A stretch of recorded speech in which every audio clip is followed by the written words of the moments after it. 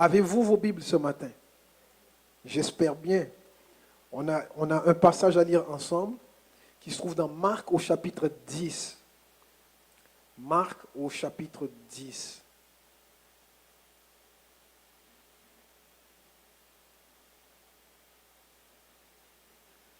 Et je vais faire la lecture des versets 46 à 52. Je le lis dans la version NBS, Nouvelle Bible Seconde. Marc chapitre 10, les versets 46 à 52.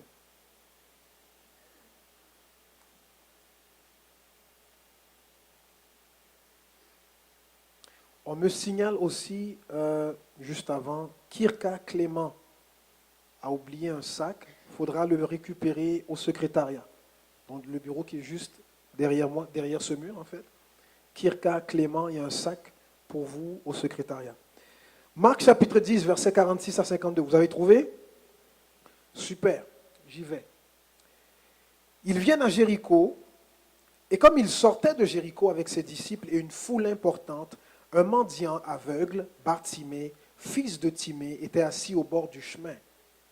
Il entendit que c'était Jésus le Nazaréen, et il se mit à crier, « Fils de David, Jésus, aie compassion de moi. » Beaucoup le rabrouaient pour le faire taire, car il criait, mais il criait d'autant plus, « Fils de David, aie compassion de moi. » Jésus s'arrêta et dit, « Appelez-le. » Ils appelèrent l'aveugle en lui disant, « Courage, lève-toi, il t'appelle. » Il jeta son vêtement, se leva d'un bond et vint vers Jésus. Jésus lui demanda, « Que veux-tu que je fasse pour toi? » « Rabouni, lui dit l'aveugle, que je retrouve la vue. » Jésus lui dit, « Va, ta foi t'a sauvé. » Aussitôt, il retrouva la vue et se mit à le suivre sur le chemin. Seigneur, on te bénit pour ta parole. On te demande de nous visiter ce matin. On te demande que cette parole-là prenne vie dans nos cœurs. On te demande que dans chaque famille représentée, Père, tu puisses souffler et que des miracles se produisent. Non seulement aujourd'hui, mais au courant de la semaine et dans les prochains jours. Papa, on te demande d'étendre ta main sur nous. Seigneur, visite-nous aujourd'hui comme toi seul peux le faire. On te prie ainsi au nom de Jésus. Amen. Vous connaissez cette histoire, vous avez déjà lu l'histoire de cette rencontre entre Jésus et Bartimée, le mendiant aveugle. J'aime bien cette histoire. Et quand on a lu le passage, le tout premier verset, il y a quelque chose de spécial. On nous dit que Jésus entre dans Jéricho, point. Tout de suite après, on nous dit Jésus sort de Jéricho. On ne dit pas ce qui se passe entre les deux. Il entre, il vient à Jéricho, point. Et comme il sortait de Jéricho, mais qu'est-ce qui s'est passé entre le moment où il est entré et le moment où il est sorti? On ne nous dit rien, ce n'est pas de nos affaires. Mais je veux croire que Jésus, comme à son habitude, il est entré dans cette ville-là et il a annoncé le royaume de Dieu, le règne de Dieu. Il a guéri les malades, il a chassé les démons, il a aidé les gens qui étaient sur son passage, il a changé des vies. Et là, on nous dit qu'au moment où il s'apprêtait à sortir de Jéricho, il était accompagné de ses disciples et d'une grande foule. Il entre dans Jéricho avec ses disciples, il sort de Jéricho avec ses disciples et une grande foule. Qui aimerait voir un réveil à Montréal? Tu rentres dans la ville avec ta Bible, tu ressors de la ville avec une foule. Qu'est-ce que tu as fait pour qu'une foule sorte de la ville avec toi? Il n'y a que Jésus qui peut faire ce genre de choses. Et au moment où il sort, ce qui est spécial, c'est que même si on ne nous parle pas de ce qui s'est passé précisément, on ne nous donne pas les détails de ce qu'il a fait là-bas, dans la ville, on nous précise qu'en tout cas, il a dû faire quelque chose de bien parce qu'il y a une foule maintenant qui le suit. Et au moment où la foule s'apprête à sortir de la ville avec Jésus, il y a un homme du nom de Bartimée. On nous dit que c'est un mendiant aveugle. Déjà, d'être mendiant, ce n'est pas super. S'ils font plus que tu sois aveugle, ça va mal. Mendiant, aveugle, il entend que c'est Jésus qui passe et il se met à crier. Est-ce que vous connaissez des gens, vous, qui attendent toujours à la dernière minute pour demander de l'aide? Est-ce qu'il y a des gens comme ça ici d'ailleurs? Vous attendez toujours à la dernière minute. Jésus est entré dans la ville, il a fait tout plein de choses, des miracles si ça se trouve. Et pendant tout le temps qu'il était là, on ne sait pas ce que faisait Bartimée, mais c'est au moment où Jésus s'en va que le jeune, je ne sais pas en fait, mais le mendiant aveugle Bartimée se réveille. Et là, il entend que c'est Jésus. Oh, là, il faut que je l'appelle. Parce que c'est maintenant ou jamais, le gars s'en va. Des fois, on attend que la bénédiction soit sur le point de nous passer sous le nez, pour finalement commencer à crier à l'aide. Bartimée, qu'est-ce qu'il faisait pendant tout le temps que Jésus était dans la ville? À servir, à bénir, à parler, à guérir, à délivrer, à pardonner, à relever. On ne sait pas, peut-être qu'il était resté assis sur le bord du chemin tout ce temps-là. Il ne voyait pas ce qui se passait, mais quelque chose est certain, c'est qu'il a dû entendre ce que Jésus faisait. Il a dû entendre parler de tout ce que Jésus faisait, parce que lorsqu'il s'est mis à crier, il a dit, « Fils de David, aie compassion de moi. » Fils de David, c'est une expression qu'on prête à Jésus qui souligne le fait qu'il est le Messie tant attendu, le descendant du roi David, que le prophète Nathan avait annoncé. Dans l'Ancien Testament, 2 Samuel, on nous présente le prophète Nathan qui va voir le roi David et qui lui donne une parole de Dieu, qui lui dit qu'il y aura un descendant dont le règne sera affermi pour toujours. Un descendant du roi David. Et c'est pour ça qu'on appelle souvent Jésus fils de David, parce que c'est le descendant du roi David qui avait été annoncé, celui dont le règne serait affermi pour toujours. Et Bartimée a certainement entendu tout plein de choses. Ah waouh, il vient de guérir tel malade, il vient de relever un mort, voici ce qu'il a dit, voici ce qu'il a encore fait. Et lui, il ne peut rien voir, mais il entend. Mais il entend. Des fois, on est ici et tu ne vois pas ce que Dieu fait dans la vie des gens, jusqu'à ce que les témoignages commencent à sortir. Vous savez que c'est important de partager son témoignage? C'est important de communiquer, de partager ce que Dieu fait dans vos vies, parce que des fois, on ne le voit pas. Tout ce que je vois, c'est ton beau costume, ton beau sourire, ta cravate, ta belle robe, les beaux cheveux. Mais si tu ne dis pas ce que Dieu a fait, on ne le saura pas, on ne le voit pas, on n'habite pas chez vous. Puis tu ne nous invites pas. Bartimée ne pouvait pas voir ce qui se passait, mais il entendait certainement tout ce que Dieu faisait dans la vie des gens, tout ce que Jésus apportait aux personnes qui étaient sur son chemin. Et donc il était convaincu, basé sur ce qu'il avait entendu, il était convaincu qu'il s'agissait bien du Messie. Sans l'avoir vu, il savait dans son cœur que Jésus était le Messie. Alors il se met à crier, « Jésus, fils de David, aie pitié de moi. Fils de David, aie pitié de moi. » Ce qu'il savait de Jésus, ça a suffi pour qu'il demande de l'aide, parce qu'il savait que Jésus était le Messie et qu'au Messie, rien n'est impossible. Toi, ce matin, qu'est-ce que tu sais de Jésus?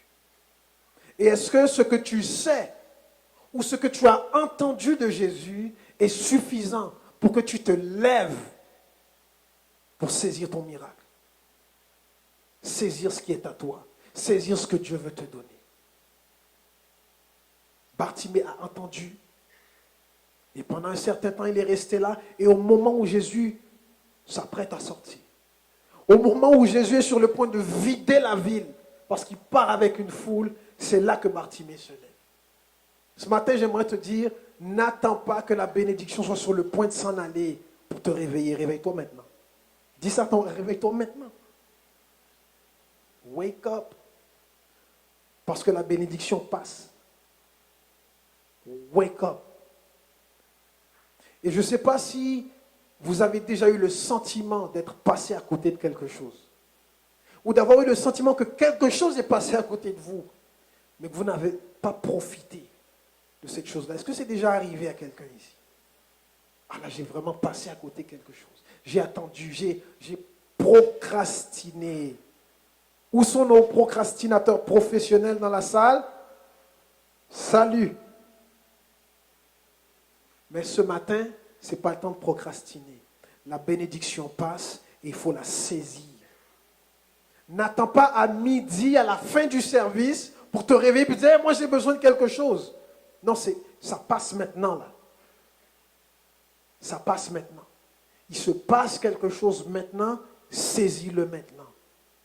Ne rentre pas chez toi les mains dans les poches en disant, waouh, waouh, j'ai passé à côté de quelque chose. Ou quelque chose est passé à côté de moi, mais j'en ai pas profité. Et la Bible nous dit au verset 48, alors que Bartimée est en train de crier à plein poumon, on nous dit au verset 48, beaucoup le rabrouaient pour le faire taire. Mais il criait d'autant plus, Fils de David, aie compassion de moi. Et ça c'est triste. Beaucoup le rabrouaient pour le faire taire. Dis-moi, comment est-ce que tu réagis quand les gens essayent de te décourager? Est-ce que tu rentres dans ton trou? Ou est-ce que tu fais encore plus de bruit? Comment est-ce que tu réagis? Parfois, et je pense que tout le monde ici a certainement expérimenté ça, tu veux faire quelque chose, tu veux te lancer dans une direction, et il y a 1000 voix qui veulent te faire taire, qui veulent taire ta prière, qui veulent taire ta détermination à saisir Dieu, à saisir ses promesses, à saisir son miracle. Bartimée ici, la Bible nous dit beaucoup, pas une personne, pas deux personnes, pas trois personnes, beaucoup le rabrouaient. Et parfois, quand tu partages ce que tu veux, tes rêves, à une foule de gens, parmi la foule, il y en a beaucoup qui vont essayer de te décourager, te dire que tu n'as pas ce qu'il faut, te dire que ce n'est pas le temps, te dire que tu cries trop, te dire que tu es trop zélé, te dire que lâche-nous avec ça, passe à autre chose. Comment est-ce que tu réagis quand les circonstances, quand les gens autour de toi ou quand plusieurs voix cherchent à te faire taire? Comment est-ce que tu réagis? Est-ce que tu te tais ou est-ce que tu cries plus fort? Ton miracle, parfois, dépendra de ta détermination à crier plus fort, même si on te dit ferme là. Est-ce que c'est agréable de se faire dire ferme là? Eh bien, il y en a qui la ferment quand on leur dit ferme là. Mais il y en a d'autres, comme Bartimée, qui sont déterminés à crier encore plus fort parce qu'ils veulent se faire entendre par Dieu. Qui essaye de te faire taire ce matin? Qui essaye de te faire taire? Ton prof à l'école?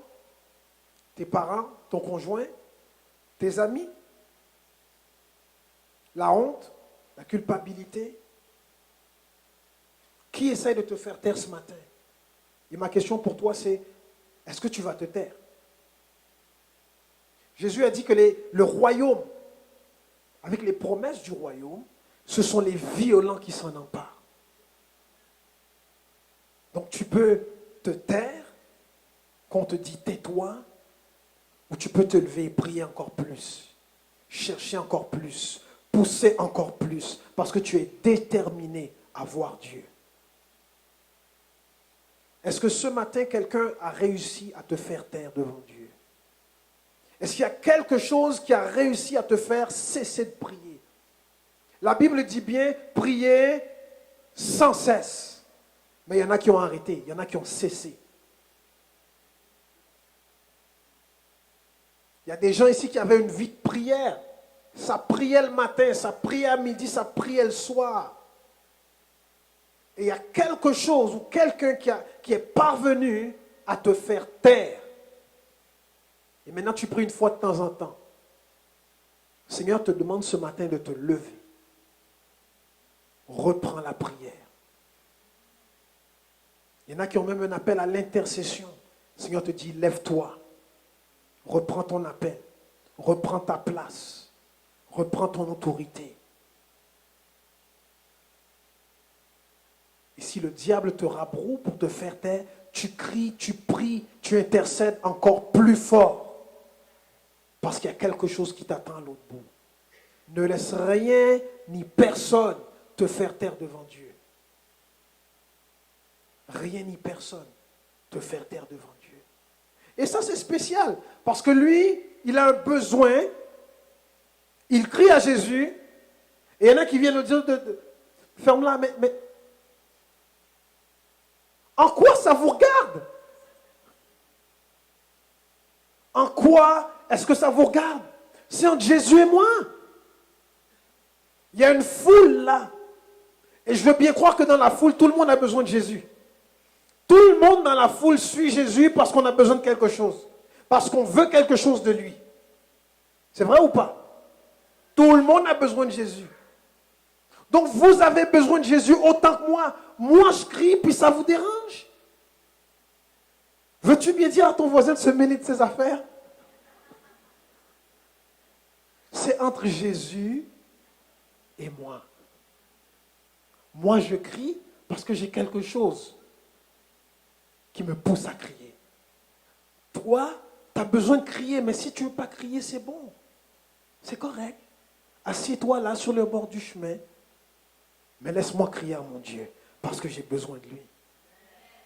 Il n'y a rien ni personne qui va me faire taire devant Dieu. J'ai désespérément besoin de lui. Et tu ne connais pas ma situation comme moi je la connais. Tu ne veux pas que je crie? Toi, règle mon problème. Ce serait bien ça, hein? Les gens qui vous demandent d'arrêter de prier là, parfait. Toi, tu règles mon problème. Vas-y. Mais si tu n'es pas capable, tu te tais et tu me laisses crier. Parce que j'ai besoin de Jésus. On a besoin de Jésus. Et il crie tellement que quelque chose se passe. Au verset 49, on nous dit, Jésus s'arrêta et dit, appelez-le. Yes. Il a crié, il a crié, il a crié, il a crié plus fort. On a essayé de le faire taire. Il s'est relevé, il a crié encore jusqu'à ce que Jésus s'arrête. Quand tu pries, prie jusqu'à ce que Jésus s'arrête. Jusqu'à ce que tout arrête. Parce que quand Jésus s'est arrêté, la foule s'est arrêtée aussi. Prie jusqu'à ce que tout s'arrête. Mais mon frère, est-ce que je dois prier 15 minutes, 30 minutes, 1 heure? Combien de temps est-ce qu'on doit prier? Prie jusqu'à ce que tout s'arrête. Jusqu'à ce que Jésus te dise, viens là. Parce que la Bible nous dit que Jésus s'est arrêté et il a dit, appelez-le. Prie jusqu'à ce que Jésus t'appelle. Ok. On t'a entendu. On t'a vu. Tout le monde est au courant. Tous les anges t'ont entendu. Et là, je suis là. Je t'appelle. Et vous savez quoi? Parfois, nous les chrétiens, on est trop paresseux. Tu peux dire amen ou tu peux dire ouch. Dis quelque chose. C'est vrai ou pas? Parfois, on est trop paresseux. On prie un petit peu, un obstacle, une menace de l'ennemi ou une parole désobligeante d'une personne qui nous blesse, et puis on a fini de prier, on s'arrête là. On s'arrête là, on a compris. On prend notre trou. Au lieu de pousser, pousser, pousser, pousser encore, pousser plus fort, pousse, persévère, persévère. Parce que bien souvent, la seule chose qui t'empêche d'obtenir ce que tu as demandé, c'est ton manque de persévérance. Ce n'est pas le diable, ce n'est pas ton mari, ce n'est pas ta femme, ce n'est pas tes parents, ce n'est pas tes enfants, ce n'est pas ton patron, c'est ton manque de persévérance. C'est ça qui t'a empêché. Ah oui, j'ai demandé ça, mais le diable m'a attaqué. Non, non, non. Ce n'est pas le diable qui t'a attaqué. C'est ton manque de persévérance. Ah, tout allait mal dans ma vie, tout était à l'envers, j'arrivais pas, puis C'est vraiment pas de ma faute. Le Seigneur comprend, il a vu l'injustice. On m'a fait du mal. Non, tu as manqué de persévérance. Des fois, là, il faut se regarder dans le miroir et être honnête avec nous-mêmes. As-tu été jusqu'au bout? On ne te demande pas si ça a été difficile ou facile. Non, as-tu été jusqu'au bout? Est-ce que tu as persévéré? Avec le peu de force que tu as, le peu de foi que tu as, est-ce que tu as été jusqu'au bout? Dieu te rend capable d'aller jusqu'au bout. La persévérance, c'est ton choix. La persévérance, c'est ton choix. Ça t'appartient, c'est à toi. Personne d'autre peut persévérer à ta place. Ça t'appartient. C'est ta persévérance. Personne d'autre que toi ne peut persévérer. Et donc, lorsque tu demandes à Dieu, lorsque tu pries, lorsque tu cherches, continue, pousse, crie, cherche, réclame, persévère, jusqu'à ce que tout s'arrête. Parce qu'au moment où tout s'arrête, ça veut dire que ce jour-là, pour toi, va changer. Parfois, on manque de persévérance. Parfois, on n'ose pas crier plus fort parce qu'on veut rester cute dans la présence de Dieu, c'est vrai ou pas? Je ne veux pas froisser ma chemise, ma coupe de cheveux. Je veux faire attention à ma perruque. Je veux rester jolie, je veux rester tout beau. Non. Des fois, là, il faut être laid. Comprenez ce que je veux dire? Je ne dis pas de venir n'importe comment, c'est pas ce que je dis là, attention. Des fois, là, il faut être laid. Ce que je veux dire par là, c'est parfois, il faut tellement te donner que tu ne te préoccupes plus du regard des autres sur toi. Mais ils vont penser que je crie fort. Ils vont penser que je lève les mains trop haut. Ils vont penser que je saute trop haut. Ils vont penser que je bouge trop. Ok, tu as deux choix. Soit tu te préoccupes de l'opinion des autres, en attendant Jésus passe, ou soit tu cries pour que Jésus s'arrête et t'appelle. Qu'est-ce que tu préfères? Le pire qui puisse arriver, si tu continues de pousser, si tu continues de crier, c'est que les gens vont te critiquer. C'est que les gens vont essayer de te rabrouer. C'est le pire qui puisse arriver, mais ils ne peuvent rien faire d'autre. Mais le pire qui puisse arriver, si tu laisses ces gens-là t'intimider, si tu laisses les pensées te bloquer, te freiner, t'arrêter, te faire taire, le pire qui puisse arriver, c'est que oui, Jésus va sortir de Jéricho avec la foule. Tu vas rester là tout seul, encore aveugle et mendiant. Qu'est-ce que tu préfères? Être cute et tout seul sur le bord du chemin? Ou faire dur quelques minutes, mais recevoir ton miracle? Entendez, personne ne fait dur dans la présence de Dieu, ok? C'est une façon de parler. Mais persévère. Donne tout ce que tu as. Et pas peur de faire du bruit dans la présence de Dieu. Et pas peur de faire du bruit dans la présence de Dieu. D'ailleurs, quand les gens te critiquent, là, ces gens-là, est-ce que tu as vu beaucoup de miracles dans leur vie? Pourquoi c'est l'opinion de ces gens-là qui t'intéresse? Non, accorde de la valeur à Jésus. Pas à ceux qui veulent te rabrouer, te faire taire.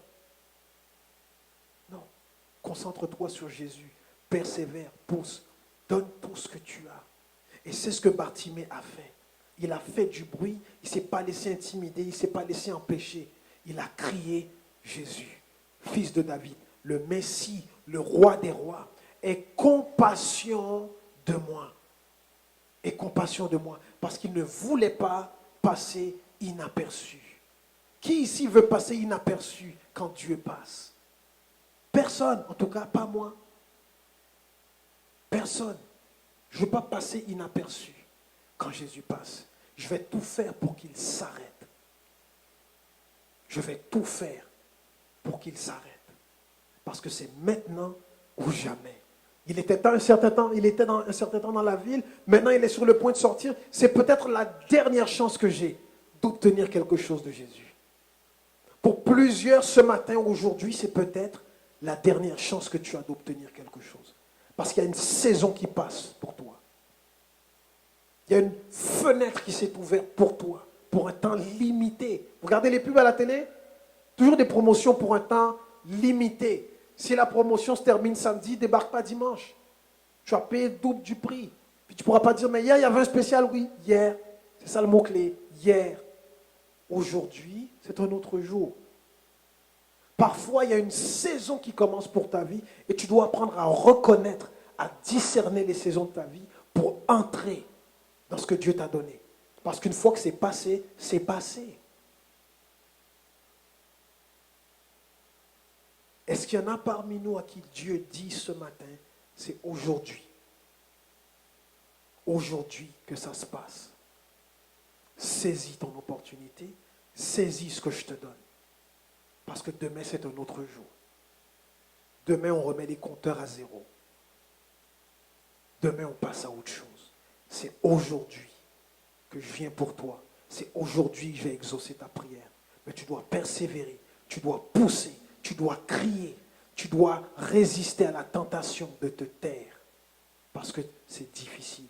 Résiste à la tentation de te taire. Pousse, crie, fais du bruit jusqu'à ce que Jésus s'arrête. Qui a besoin de Jésus aujourd'hui?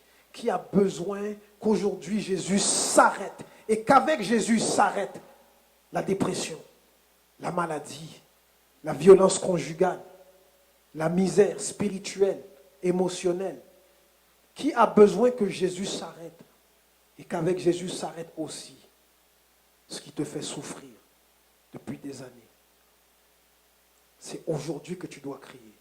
C'est aujourd'hui que tu dois te lever. C'est aujourd'hui que tu dois tout faire pour saisir par la foi ce que Dieu veut te donner. Pousse ton cri. Et fais pas semblant. Crie pour de vrai. Crie pour de vrai. Fais pas semblant. Et ensuite au verset 50. J'aime le verset 50. Jésus, il dit, après s'être arrêté, il dit, appelez-le. Et puis là, on nous dit à la suite du verset 49, ils appelèrent l'aveugle en lui disant, courage, lève-toi, il t'appelle. Là, je me demande, est-ce que c'est les mêmes gens qui essaient de le faire taire?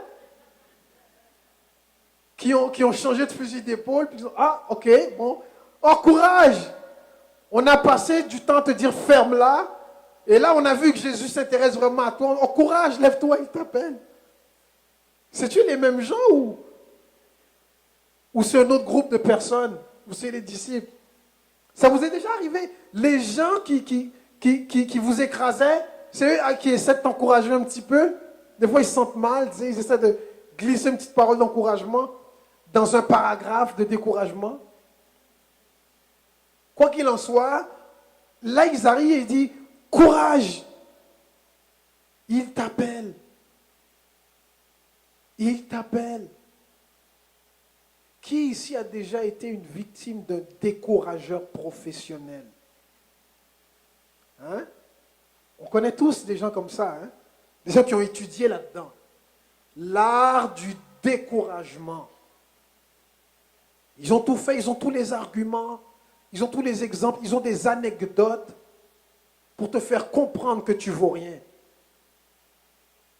Parce que ils sont professionnels là-dedans, décourager le monde.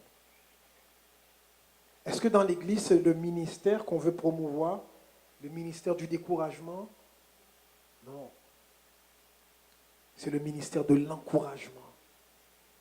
Je ne sais pas ce que vous êtes venus faire ici aujourd'hui, mais je sais que Jésus cherche des gens qui sont prêts à être utilisés pour encourager les autres. Pas des gens qui vont venir pour rabrouer ceux qui ont besoin de Dieu, ceux qui sont désespérés, mais des gens qui vont ici venir dire courage. Tu vas venir ici, tu vas traverser la porte et la personne que tu vas rencontrer va te dire courage. Lève-toi, lève la tête. Le Seigneur t'appelle. Est-ce qu'il y a des gens qui veulent se laisser utiliser comme ça? Moi, c'est les gens que je veux voir en action à Gospel Vie. Des gens dans la bouche desquels il y a toujours le mot courage. Ils relèvent les autres. Ils encouragent les autres. Ils fortifient les autres. Ils n'écrasent pas. Ils relèvent. Courage. Courage. Je sais qu'il y a beaucoup de gens qui ont essayé de t'écraser.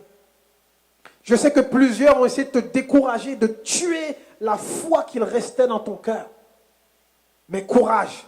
Le Seigneur t'appelle. Il t'a entendu, il t'a vu. Il est là. Courage.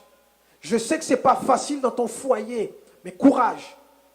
Je sais que ce n'est pas facile au travail, mais courage. Je sais que ce n'est pas facile à l'école, mais courage. Est-ce qu'il y a des gens ce matin, Gospel Vie, qui sont capables de se laisser utiliser par le Saint-Esprit pour encourager, parce qu'on a besoin de courage. On a besoin de courage. Alors on va se communiquer du courage. Mon frère, courage. Peut-être que la personne qui est assise à côté de toi ce matin a besoin que tu mettes ta main sur son épaule et que tu lui dises, courage, le Seigneur t'appelle.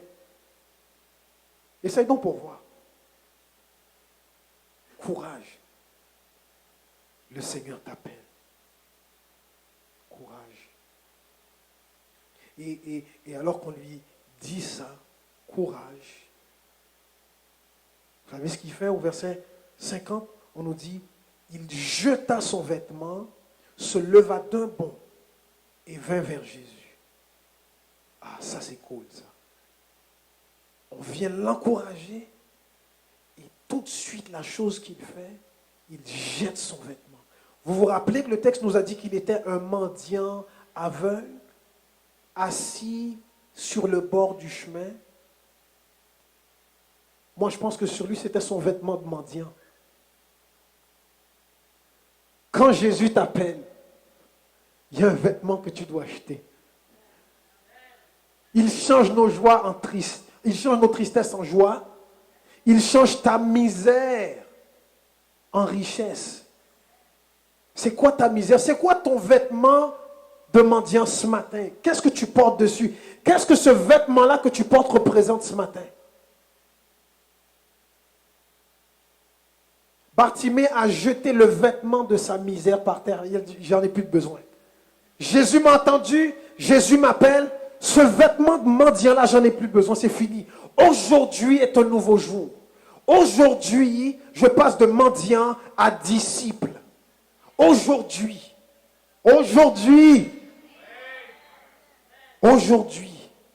J'espère qu'il y a quelqu'un qui va dire aujourd'hui, je passe de athée à croyant. Parce que Christ va faire quelque chose dans ton cœur. Aujourd'hui, ce vêtement-là, tu n'en as plus besoin. Quel vêtement est-ce que tu jettes ce matin pour t'approcher de Jésus? Jette-le vite. Perds pas de temps.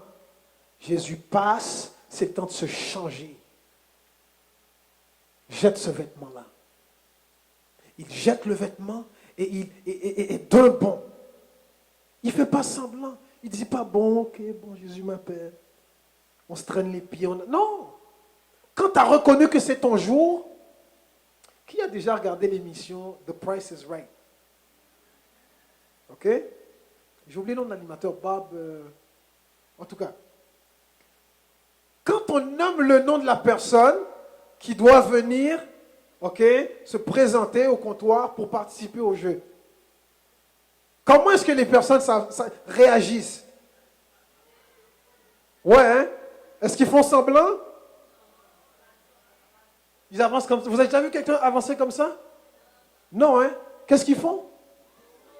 Ils sautent, ils courent, ils crient, et puis ils viennent là tout excités. Waouh! Waouh! Waouh! Tu vois les gens en arrière, tout le monde est comme, bon, ça aurait dû être moi, man. Et tu vois comment les gens, ils sont dans un état euphorique. Pourquoi? Parce qu'on les a appelés pour jouer à un jeu télévisé qui va durer 1 heure. Ils vont peut-être repartir à la maison avec une voiture. Ils vont peut-être repartir à la maison avec un bateau. Des fois, c'est un beau toaster, tu sais.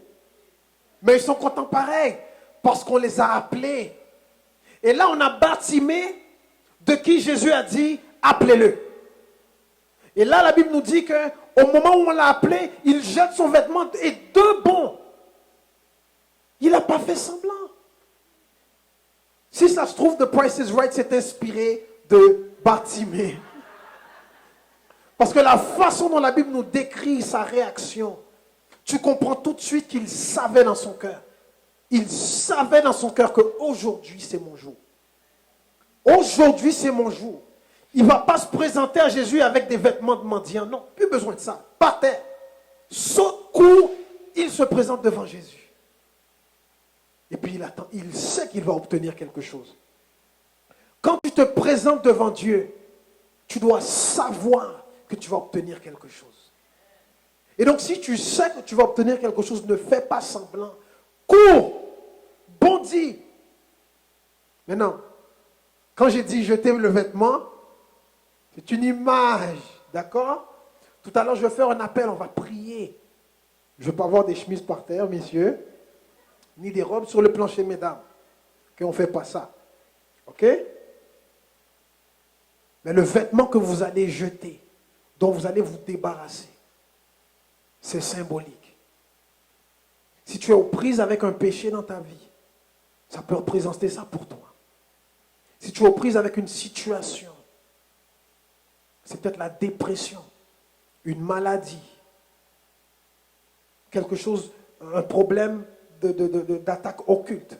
Tu vas jeter ce vêtement-là et t'approcher, plein de confiance. Tu vas même courir.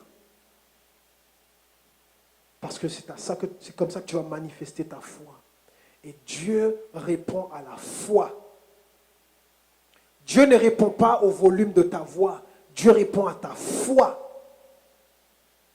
C'est la foi de Bartimée qui a attiré l'attention de Jésus. Pas tant son volume. La détermination qu'il avait à se faire entendre. Malgré toutes les personnes qui essaient de le faire taire, la détermination, c'était la foi qu'il y avait dans son cœur. Jésus a reconnu ça. Parce que dans une foule, il y a plein de gens qui crient. Il y a plein de gens qui crient. Comme dans une église, il y a plein de gens qui prient. Mais la prière qui monte avec foi, celle-là va attirer l'attention. Celle-là va décrocher quelque chose. Cette prière-là va faire une différence. Ce matin, je veux que tu te débarrasses de ce vêtement-là qui a caractérisé ta vie. Ce vêtement-là qui a mis une étiquette sur ton front. Dès que les gens te voient, il y a cette étiquette-là.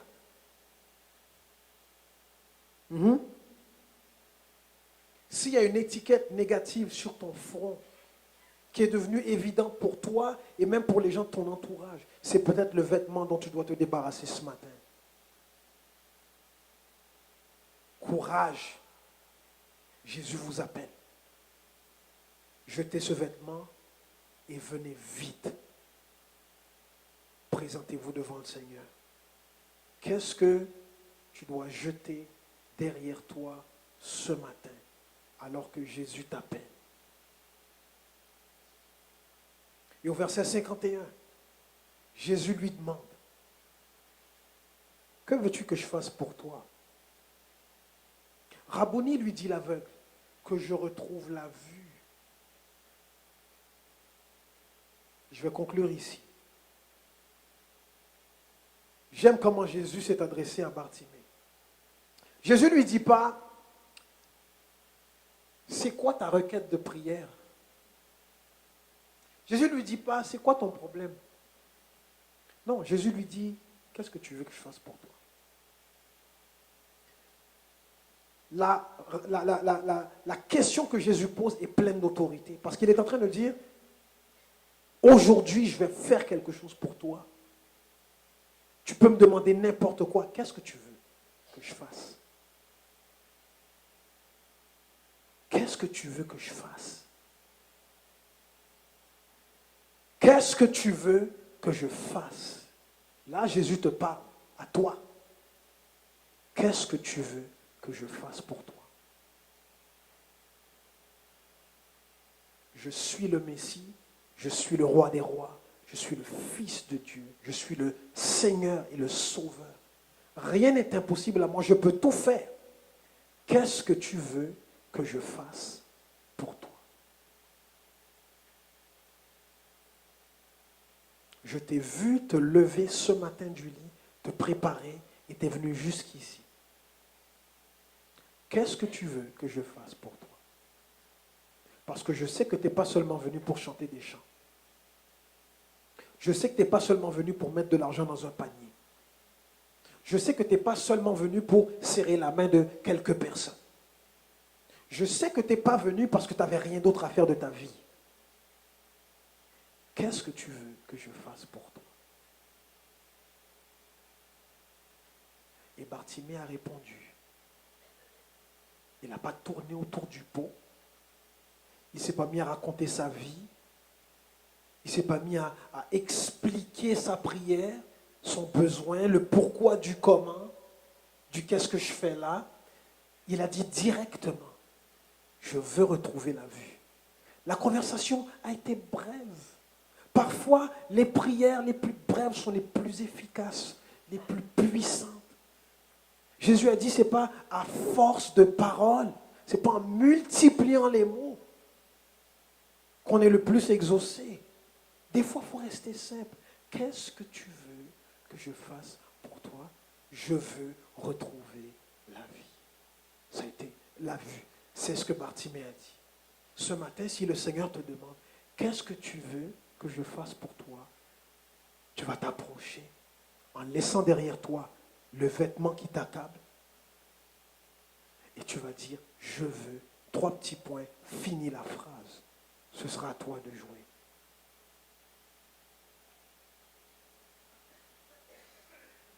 Est-ce qu'il y a quelqu'un ce matin qui est prêt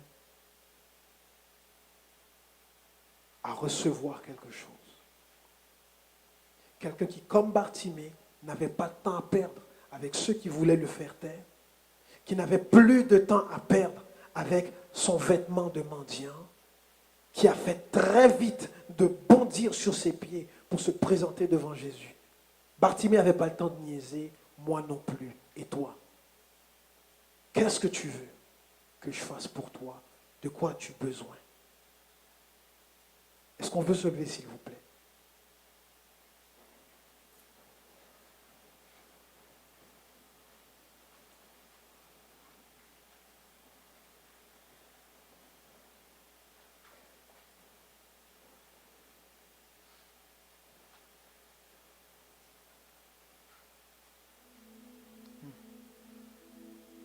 La Bible ne nous dit pas ce que Bartimée est devenu par la suite. On n'en sait rien. Ce qu'on sait, c'est que ce jour-là, il a retrouvé la vue. Et qu'après, on nous dit qu'il a marché à la suite de Jésus, qui sortait de Jéricho. Donc Bartimée, il a laissé son vêtement par terre après avoir entendu que c'était Jésus. Il ne s'est pas laissé intimider, il ne s'est pas laissé arrêter. Il a exprimé à Jésus sa requête. Il a été bref. Il n'a pas tourné autour du pot. Il n'a pas fait une annonce. Il a dit tout de suite ce qu'il voulait, ce dont il avait besoin. Il a retrouvé la vue. Et il est sorti de la ville, laissant derrière lui un passé, une ancienne vie, en laissant derrière lui son ancienne situation. Moi, je doute qu'il ait été mendiant toute sa vie après ça. Je pense que sa vie a changé complètement. Mais pour que sa vie change, il fallait que ses yeux s'ouvrent. Parmi nous ici, il y en a plusieurs qui peut-être ont besoin que leur vie change, que leur situation change. Et le Seigneur te dit, avant que ta situation change, tes yeux doivent s'ouvrir. Seigneur, qu'est-ce que je ne vois pas? Voici une prière que tu pourrais faire. Qu'est-ce que je ne comprends pas dans ma situation présente, dans ma vie, dans ce que je vis en ce moment, dans ce qui se passe autour de moi? Qu'est-ce que je dois voir? Qu'est-ce que je dois comprendre? Et j'aime que la Bible ne nous dit pas que Bartimée est retourné dans ses affaires. Tout de suite après, il a suivi Jésus. Ça veut dire que ce que Jésus va faire dans ta vie, j'espère qu'après tu vas le suivre. Tu ne vas pas retourner dans ton ancienne vie ou dans tes anciennes affaires. Non, tu vas prendre cet engagement-là à le suivre sur le chemin. Parce que Dieu a tracé un chemin pour toi. Pour certains, ça commence par un miracle. Et après, tu embarques dans une aventure incroyable avec Jésus.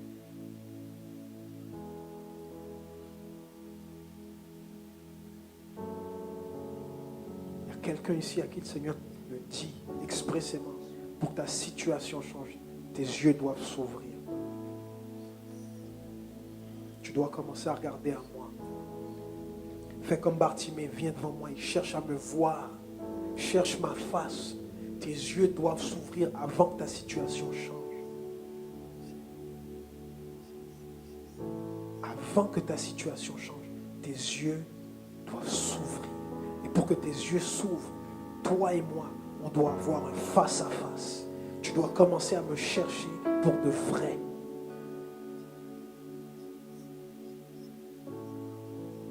Tu dois commencer à me chercher pour de vrai. Tu dois commencer à me chercher pour de vrai. C'est le temps là. C'est le temps là. C'est le temps.